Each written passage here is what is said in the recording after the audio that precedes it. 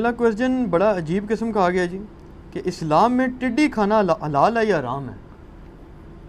یہ ٹڈی جو ہے نا جی اسلام میں حلال ہے، اور اہل سنت اہل تشیع دونوں کا اجماع ہے، اس میں کوئی اختلاف یہ ذرا کلیئر کر دیں چیز نہیں۔ ٹڈی کیا ہوتی ہے؟ یہ جو ٹڈی ہے نا جی، یہ لوکٹس ان کو کہتے ہیں اس میں انگلش کے اندر، اردو میں تو ٹڈی لفظ، عربی میں اس کے لیے جراد کا لفظ استعمال ہوتا ہے۔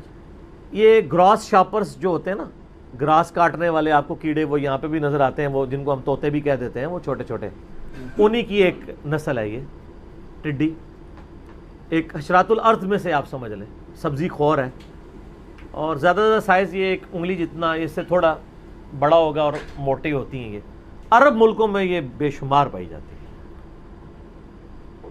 اور قرآن حکیم میں بھی ان کا ذکر موجود ہے ٹڈیوں کا۔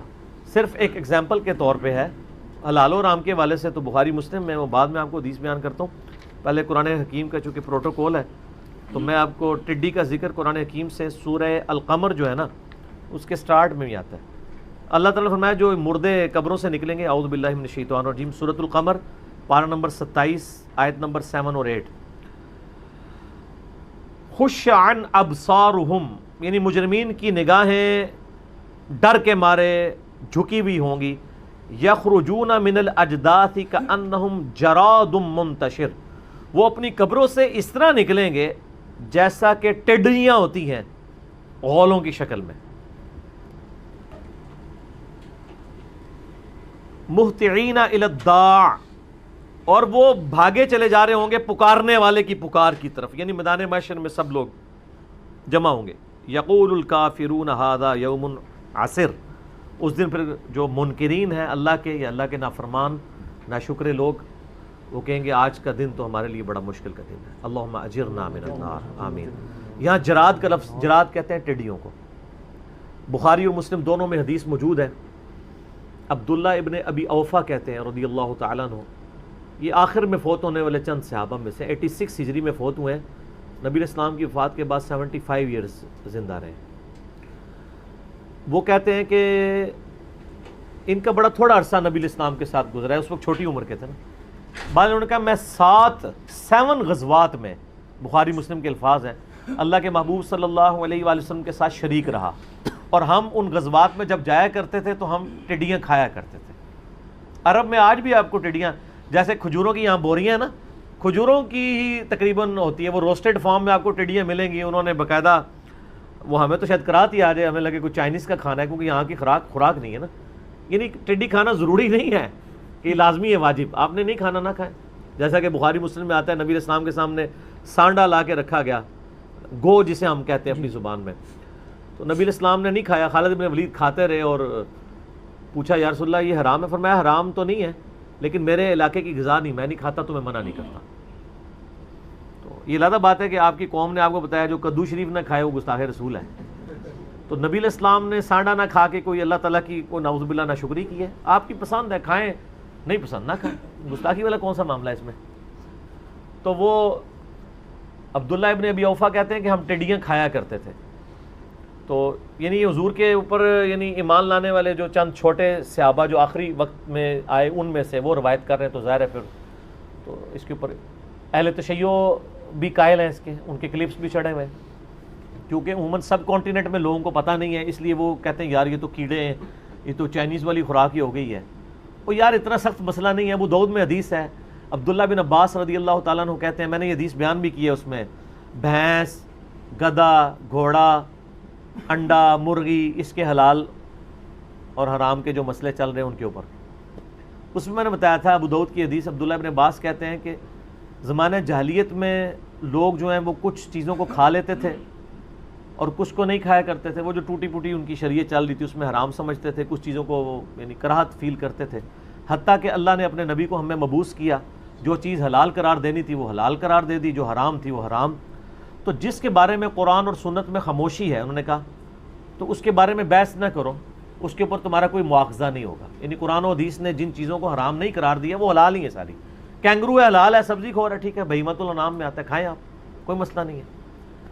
تو اس کے بعد پھر عبداللہ بن عباس نے وہ آیت تلاوت کی کہ اے نبی علیہ السلام ان سے فرما دو میں تو کوئی چیز حرام نہیں پاتا تمہاری ان غذا کی چیزوں میں سے سوائے بہتا ہوا لہو، مردار، خنزیر کا گوشت اور جن چیزوں پہ اللہ کے علاوہ کسی اور کا نام لیا جائے.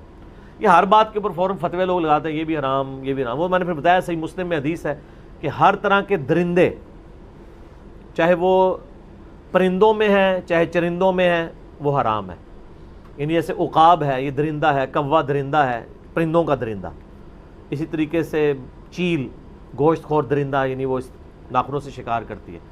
جانداروں میں آپ جانوروں میں دیکھ لیں تو ریچھ ہے، کتا ہے، شیر ہے، یہ سب کے سب درندوں میں آتے ہیں. وہ ساری ڈیٹیلز آئی ہیں. تو یہ جو چیز ہے نا یہ حشرات الارض میں سے ایک طرح کی ہے، سبزی خور ہے. اگرچہ یہ اس طرح چوپایوں میں مویشیوں میں تو نہیں آتی، ظاہر ہے یہ تو ایک پرندہ ہے نا جیسے مکھی ہے مچھر ہے اس طرح کے حشرات الارض میں آتا ہے. سائز کتنا کوئی تقریباً؟ یہ سائز تقریباً آپ سمجھ لیں اتنا ہوتا ہے. شہادت کے لیے تھوڑا سا بڑا ہے اور ذبح کر کے کھاتے ہیں؟ نہیں ذبح نہیں کرتے بس وہ ٹھیک ہے. ذبح شبہ تو یہ مسئلہ ان کا ہے جن چیزوں میں سے خون نکلتا ہے. نہیں مارتے تو ہوں گے نا کسی طرح سے؟ وہ خود ہی مر جاتی ہیں. آپ ان کو ڈالیں گے تو ان کو ذبح نہیں کرنا ہوگا، وہ اسی فارم میں ہی حلال ہوں گی. اچھا ہاں جی. اور یہ آپ اگر عرب میں جائیں لوگ جو حج عمرے کے لیے گئے میں نے تو یہ منظر خود دیکھا ہے. غولوں کے غول آتے ہیں جی، یعنی پورے آسمان پہ افق پہ وہ چھا جاتے ہیں، لگتا ہے کہ بادل آ گیا ہے. اور وہ ملینز کی تعداد میں ہوتے ہیں. آپ سر یوٹیوب پہ جا کے نا آج یہ لکھیں جا کے اس کے اوپر جراد آپ اردو میں لکھ دیں یا عربی میں لکھ دیں اور جو ہے لوکسٹ